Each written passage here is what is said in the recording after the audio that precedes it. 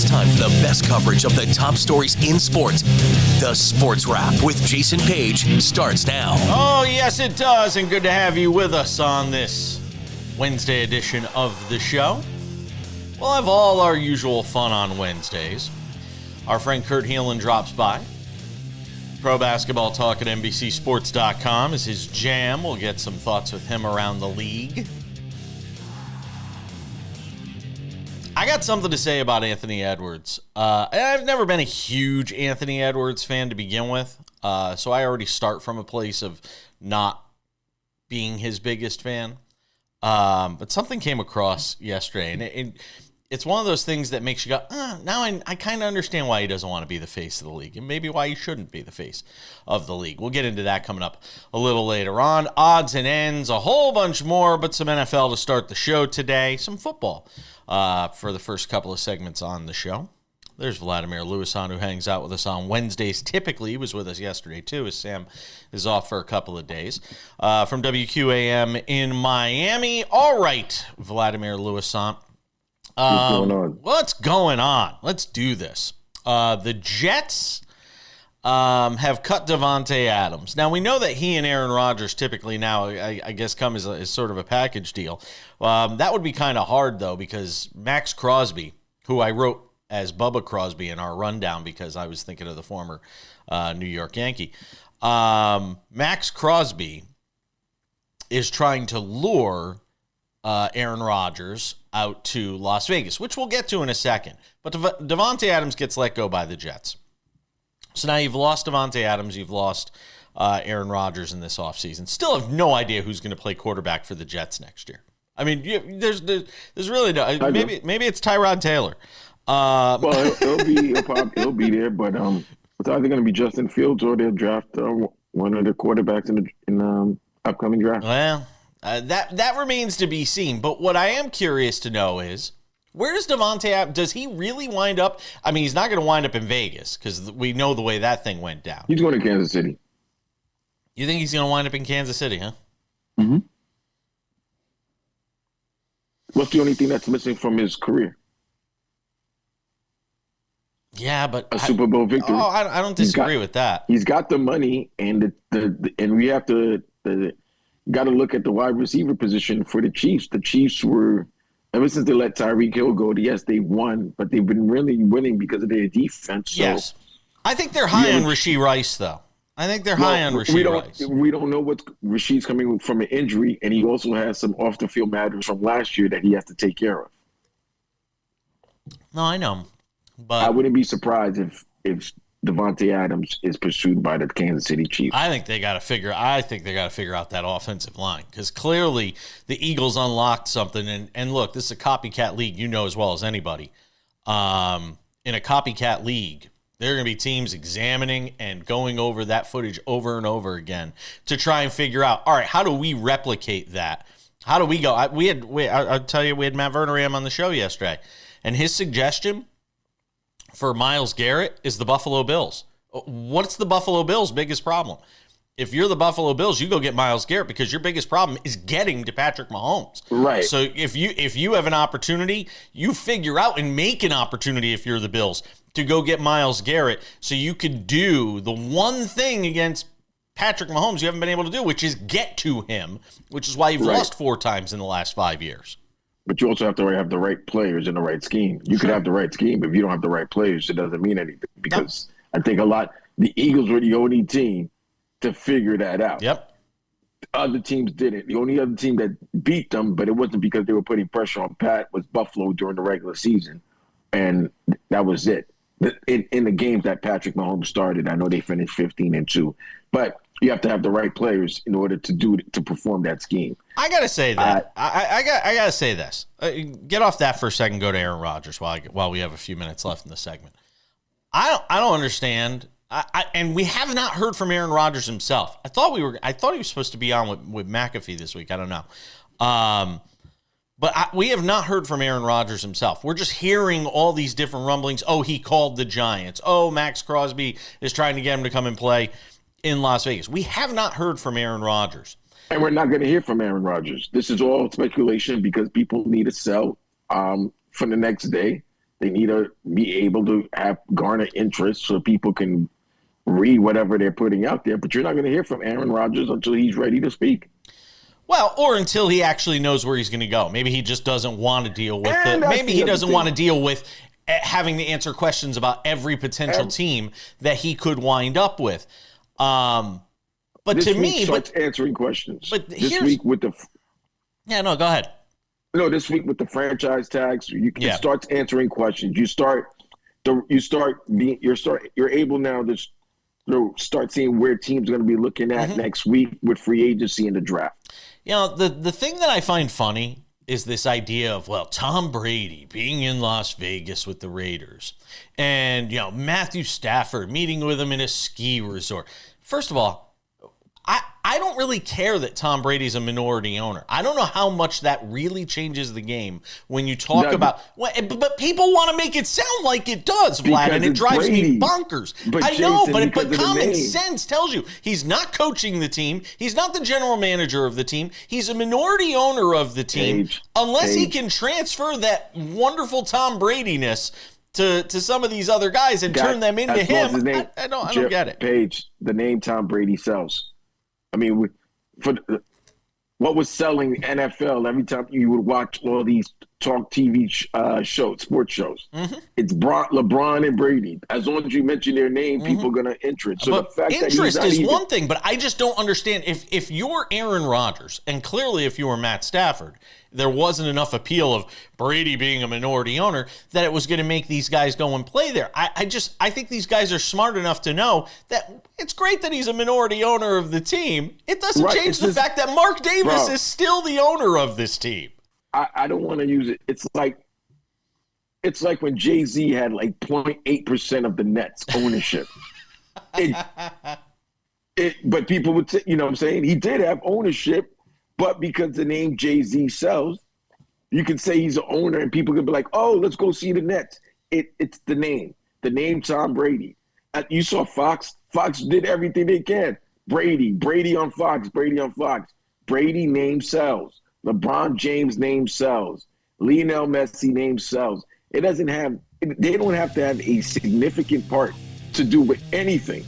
But as long as their name is on it, it's going to sell. By the way, congratulations, Saquon Barkley. He got the bag.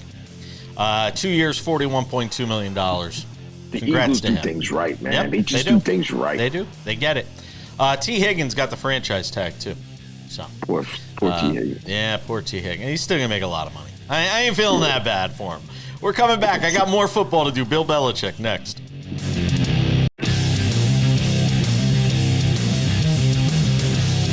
Thank you for being with us. This Wednesday edition of Sports Wrap. Our man Kurt Helin, Pro Basketball Talk at NBCSports.com, coming up in about 10 minutes. Spend a couple of segments on the NBA with him. Let's flush out some more football talk. So, Bill Belichick apparently UNC was approached about the idea of doing Hard Knocks. I didn't even know that there was going to be a college edition of Hard Knocks. Shows you how much I'm tuned into what's going on. I don't think there's been a college version of Hard Knocks. No, I know there hasn't been. That's what I didn't know. They were going to try to, they were just going to use it because of Belichick and the hype that North Carolina has gotten since he's been hired as head coach. But here's the thing. Why wouldn't they, if you were going to ever do this, why wouldn't you have done it with Deion?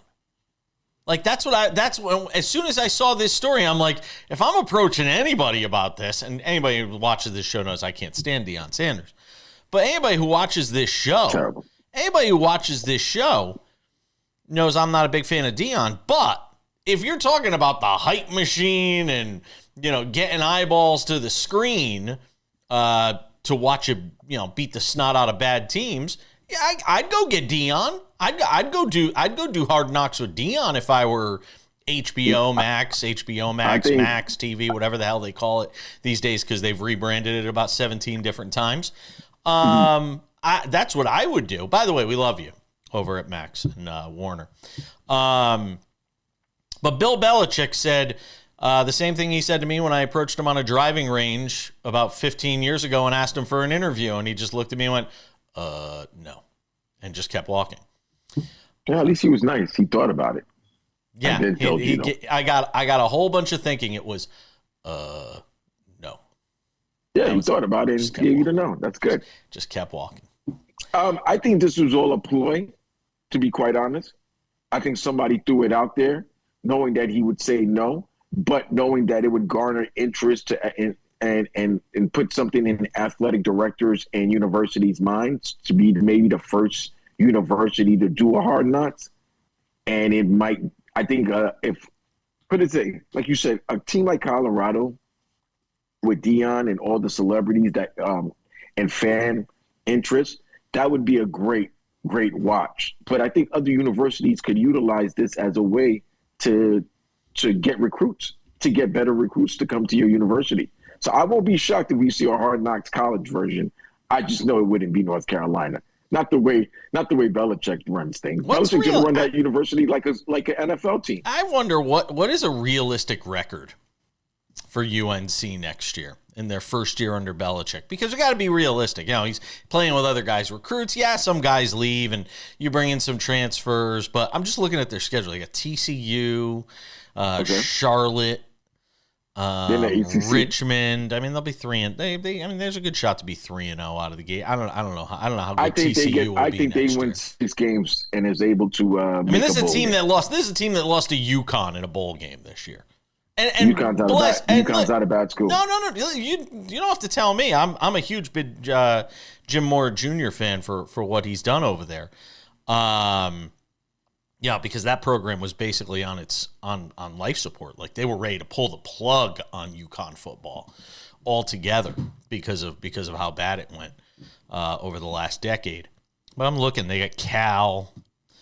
They get Clemson October 4th. They're gonna play the ACC. They gotta play Virginia, Miami, Florida State of the world. They're gonna play that Clemson. They actually don't play Miami next year. They actually don't play. Year. Yeah, well, it's the Super Conference. So there's gonna be you're gonna miss teams, which is why a team like Indiana, was so good this year. They missed so many of the difficulties. Yeah, the only game they had was Ohio State, and they lost that, but they were still able to win every game that they had on their schedule to get a invite to the college football playoffs. But yeah, that's not going to happen, man. Come on, man. We're talking about Mike Lombardi. We're talking about Bill Belichick. We're talking about guys that ran an NFL franchise. Like, they don't want any cameras involved in their locker room. Yeah. No. More to say about this in just a moment after a word from our friends over at Credit Associates. Are you $10,000 or more in credit card debt in over your head trying to make monthly payments? Well, there's a powerful debt relief program the credit card companies don't want you to know about. Overcome the debt trap of multiple credit cards, high payments, and high interest rates that keep you in debt for decades with one affordable low monthly payment. Credit Associates Debt Relief Program can help you resolve your debt in as little as 24 to 36 months, and that'll save you thousands of dollars and decades in debt. Don't waste any more time. Call them now. Find out how much you can save at 1-800-747-5362. Again, 1-800-747-5362. If you got more than $10,000 in credit card debt, give a call to our friends over at Credit Associates or just scan the QR code below. I'd call Deion. And other than that, I don't even know who else I would talk to. And I don't think Deion will do it because I think Deion has a deal with Prime, with Amazon. Oh, that's a good question. They have deals with him, don't they? Wonder why Prime wouldn't just do their own with him, sort of. They probably have. They've done that. They've done that with him in Jackson State in the first 2 years in Colorado. His years in Jackson State and in Colorado. So Prime's got his own deal with Amazon Prime to record what goes on in his program. Of course he does. There are going to be teams. There are going to be universities to use this as a tool for recruits, bro. I won't be shocked. I wouldn't be shocked if Lincoln Riley allows USC to use it. You know who can use it right now? Who? Though that he doesn't have to do it, but right now he's on top of the world. If Ryan Day wants access to Ohio State, guess what? He can. Listen to him.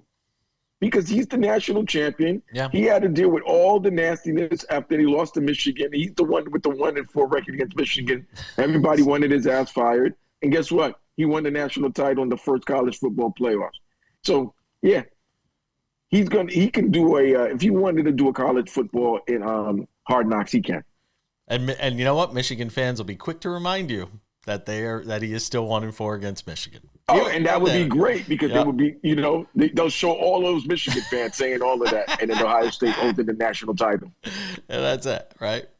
It's like Met fans. I say it all the time. It's like Met fans. What's the Mets fans' idea of a successful season? Any season where the Yankees don't win, or any season where the Yankees don't win the World Series. That's a successful Mets season.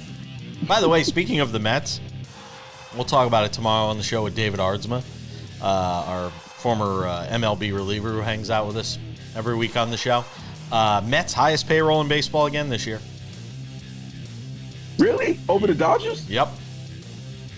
Steve Cohen, man, he is the modern-day Steinbrenner. We're coming back with Kurt Helin next. Welcome back to this Wednesday edition of Sports Wrap. We've talked some football. Now it's time to talk some NBA. We do it every Wednesday on the show with Vladimir Lewisant and this guy, Kurt Helin, the basketball and pro basketball talk at NBCSports.com. I'm trying to get Vlad out here. We got a NASCAR race coming up in a couple of weeks. I'm trying to get Vlad out here to come out for the race because we've got a basketball court right outside my door, right outside my place here. And I want to see Vlad play basketball. I've never seen Vlad shoot hoops, so I want to see. You want to see him Vlad dunk? We all know he can dunk. Oh God, he can't dunk. No, he Vlad couldn't can't dunk a donut. And the last time Vlad played ball, oh man, Didn't you hurt yourself? Didn't you hurt your leg or something? Oh, okay. Even about hurting yourself, it was just about oh my God, your skills is really eroded. You know what? You might be better talking about it than playing it. All right, fair enough. I went out there and shot around recently, and it wasn't pretty. I could still shoot free throws. That's the one thing I could still do. I could still shoot free throws. Well, look, I went to the Knicks Heat game Sunday night. As long as you could shoot better than Cameron Payne, you have to witness the disgust. You have to witness the nastiness in person to appreciate it. That is not a pretty shot. That is not. It is a disgusting shot, Kurt. Kurt is the most disgusting shot I've ever seen a man shoot. Yeah, it goes in somehow. Well, let's talk about Jordan Farmar bad. Yeah, not Jordan Farmar. Young Lonzo Ball. Oh yeah. Well, let's talk about the Knicks for a second because the Warriors. I was watching that game last night. Game goes to halftime. Knicks are up 8. I'm like, Knicks got this thing locked down. They're playing great defense. All of a sudden, I turn the game on in the fourth quarter. The Warriors are winning, and I'm sitting there scratching my head. I know there was no Karl Anthony Towns for the Knicks. I'm not stupid. Well, I am, but I'm not that stupid. But at the same time, I mean, take care of your business. You got to be able to beat the Warriors at home. The Warriors were at a massive rest disadvantage. That was their third game in 4 nights, second night of a road back-to-back. That is exactly the kind of game, if you're a truly top team, you just, like you said, you take care of your business. Doesn't matter the cat's not there. You should be able to slow them down enough and get some buckets, and they couldn't stop them in the second half. And it was, I had that game on as well, and I was mesmerized. I kept flipping around to other games and coming back to it. Like, why aren't the Knicks blowing them out? Because this is why I don't bet on basketball, man. Because if I had, that would have been one of my bets last night. Like, oh no way, third game of 4 nights in Madison Square Garden, they're gonna fall apart in the second half. Vlad and I talked about this on the show yesterday, right? Vlad, I mean, we've never seen a team with a 666, basically a 66% winning percentage that can't beat anybody. They have the 4th best record in the league, Kurt. The 3 teams ahead of them beating them by an average 30 points every time they faced them. Like, I've never seen anything like this. Never. A 40-win team, 21 losses after last night, and they can beat any team 650 or lower. The only teams they can't beat are OKC, Boston, and Cleveland, who are all like 750 and above. And now they can't beat veteran championship experience teams like the Lakers or the Warriors. Yeah. This is second-round knockout. Yeah, it's what it's going to be. They're gonna win their first round series over whatever dregs are at whoever gets the 6th seed. Is that Indiana right now? Detroit could be Detroit. It's Detroit, which could be Detroit. a tougher series. Detroit would be fun. That would be interesting. I still think Detroit wouldn't be able to do it over 7, but they'd push them a little bit. And then you're right. They're just going to get stomped in the second round by whomever. Knicks and, by the way, if it's Knicks and Detroit, or Knicks and Bucks in any sort of postseason series, just take the over in every game. Yeah. Just take the over in every game. Kurt, the Lakers have now got to the 2nd seed in this Western Conference. Didn't think I'd see it. I don't think nobody expected to see this. Talk to us about after a month of this trade, clearly the trade is leaning favorably to one side. Yeah. Is it possible that are they still playing with house money? The fact that they really don't have the full roster that they would want for the Luka LeBron dynamic. So even if they get, say, to the Western Conference Finals or NBA Final, the fear that the league will have that they've got this good with this in this short amount of time, and they're going to have a full offseason to get the proper players to put around Luka and LeBron to make this. We're looking at possibly another 3-year run for LeBron, maybe? That's really one of the interesting questions because he has been phenomenal. He was just Player of the Month for February, and he earned it. And not frankly just, he scored, and now he's got 50,000 career points, and his offense has always been there. Having Luka take the load off of him on offense has turned him into a defensive monster. He has really unleashed on that end of the floor. He has been all defensive level player over the last month because he doesn't have to focus, because he doesn't have to take that responsibility nightly. And with that, the Lakers become a good defensive team. I still think they could run into problems against when you're talking the very best teams. But until then, and there's they get the Celtics this week. I think it's Saturday or Sunday. That's a good test, but they're right there. This team is that good, and you are spot on, Vlad. They need a defensive center who can, with all due respect to Jackson Hayes, they get one of those, they get a little more shooting on the wing. Another Dorian Finney-Smith looks so good with these two guys around him, man. Everything clicks. They do. Can I throw this out at you as well?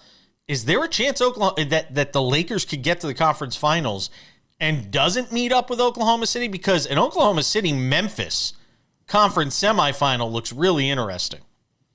It does. If Memphis doesn't fall apart between now and then, they without Jaren Jackson Jr.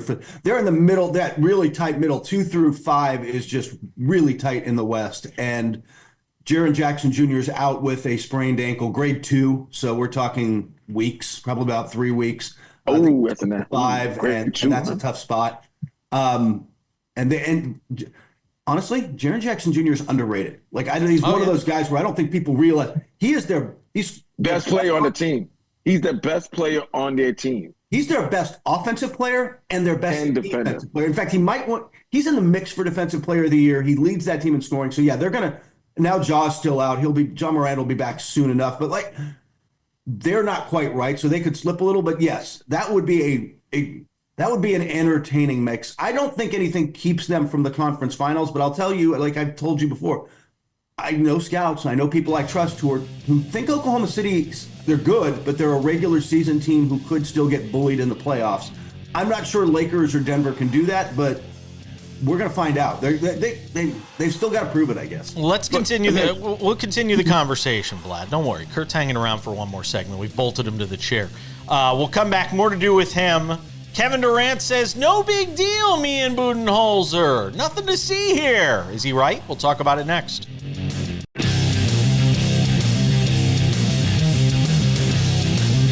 All right, one more segment on the NBA with our friend Kurt Helin of Pro Basketball Talk at NBCSports.com.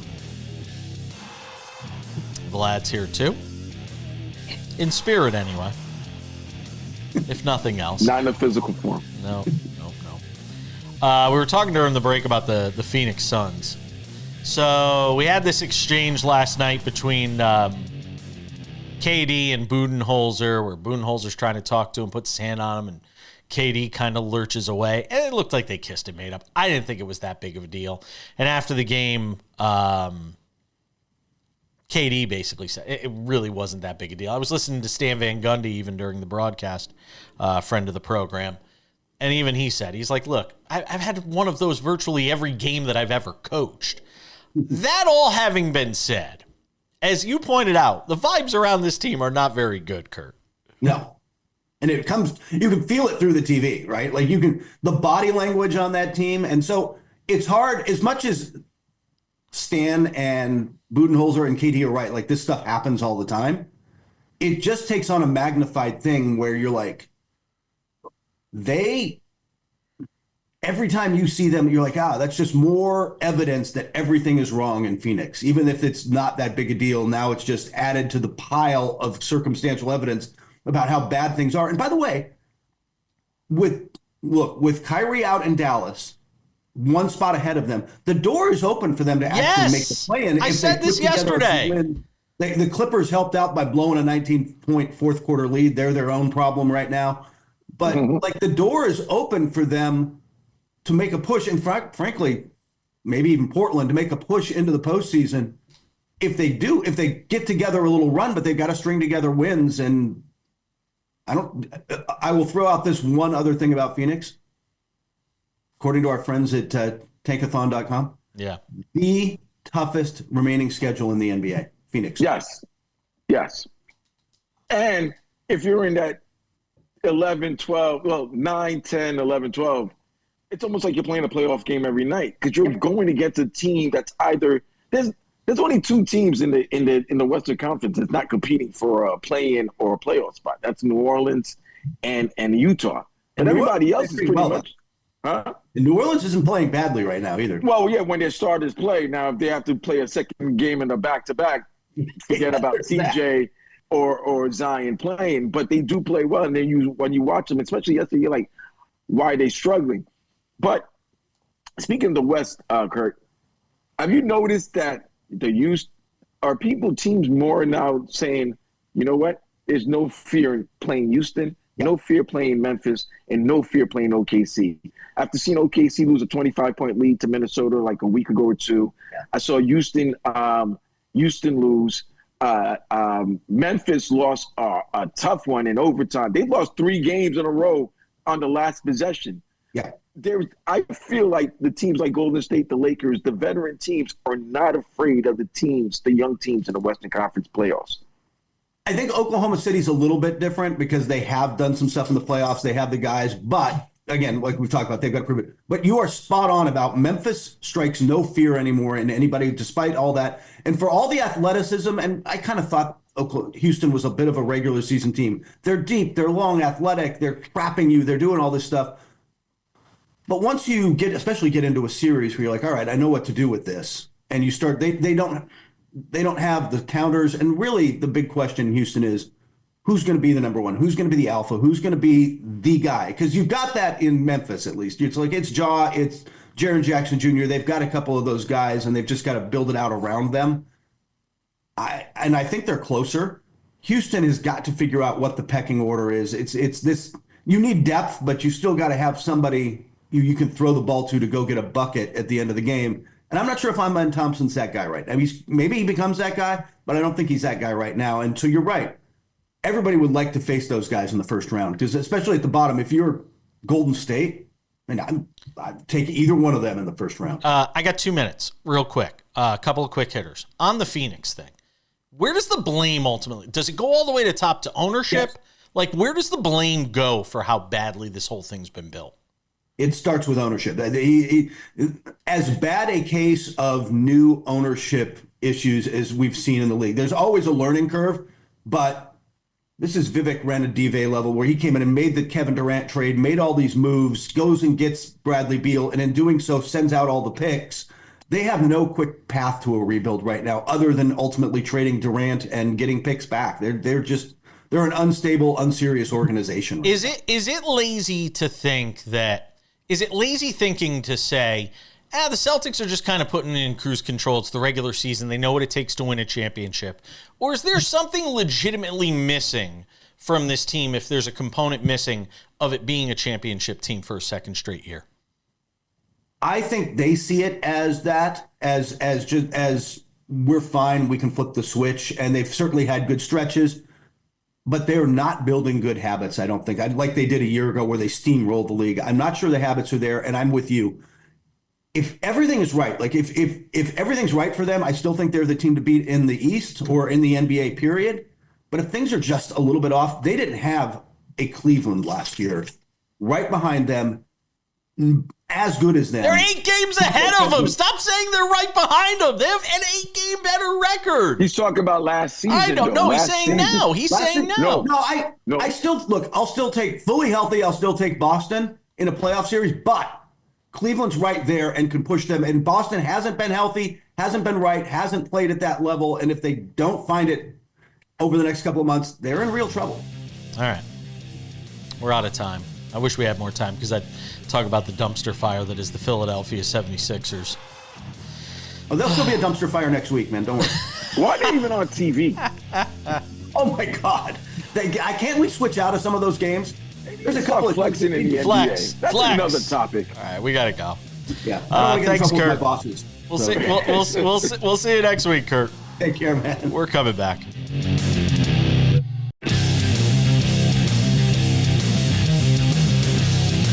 All right, so let's take it to segment 5 on this Wednesday edition of Sports Wrap.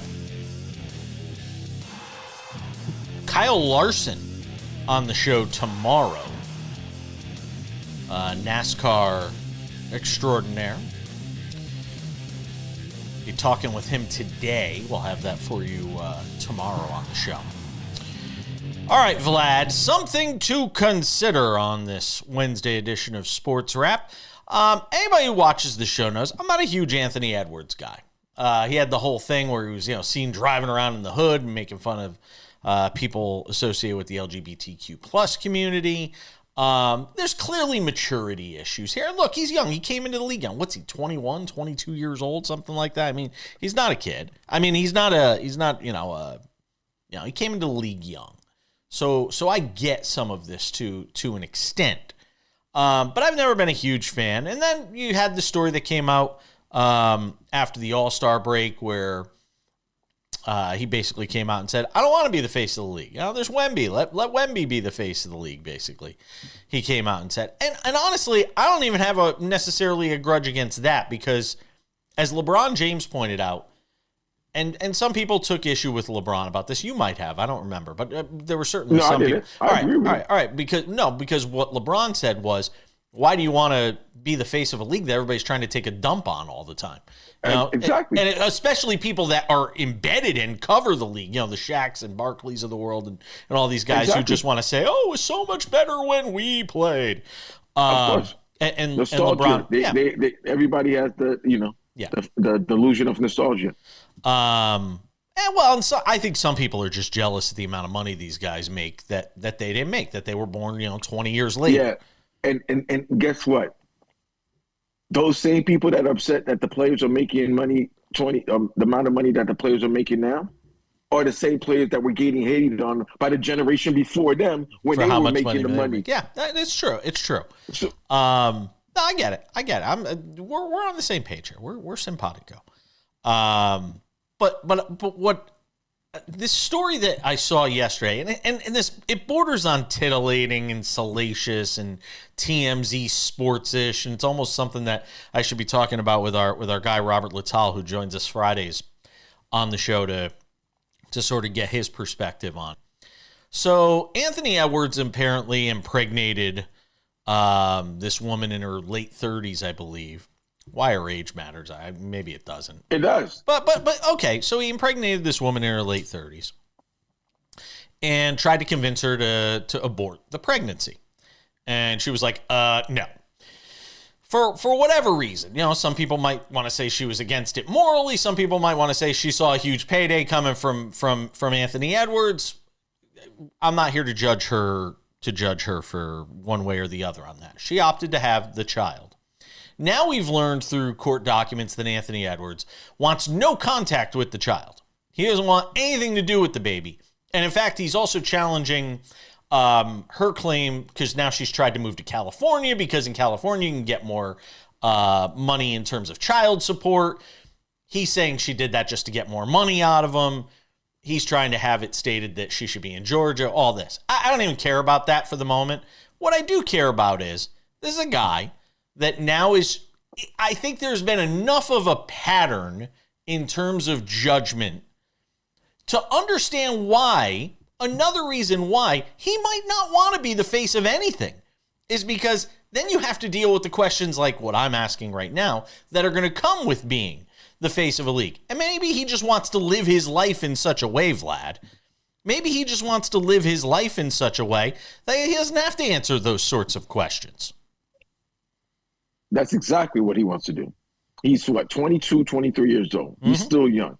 So he wants to live young and wild. Think about and because he wants to be young and wild, think about, I'm not judging her or anything, but she's in her late 30s, correct? So she's got nearly over 15 years experience over this young man. I'm just guessing, Sure. But over 10 years. Yeah. So I think she's 30. I think she was 39. So she's nearly 40. Yeah. In some instances, she could be old enough to be his mother. Yes, she could be. So what I'm saying with it is this: by his transgressions over the years, Anthony Edwards is just wilding, and he's no contraceptives whatsoever. 37. She's 37. She's 37. And he's 23. Okay, 37. He's 23. 14 years. Yeah. Okay, still. But that's a good gap. She's got a good gap on her. So she knows what she's doing. Second, he doesn't believe in contraceptives, because this is not the first time we've heard a story about that. But he doesn't want any responsibilities with him. Here's what I'm thinking.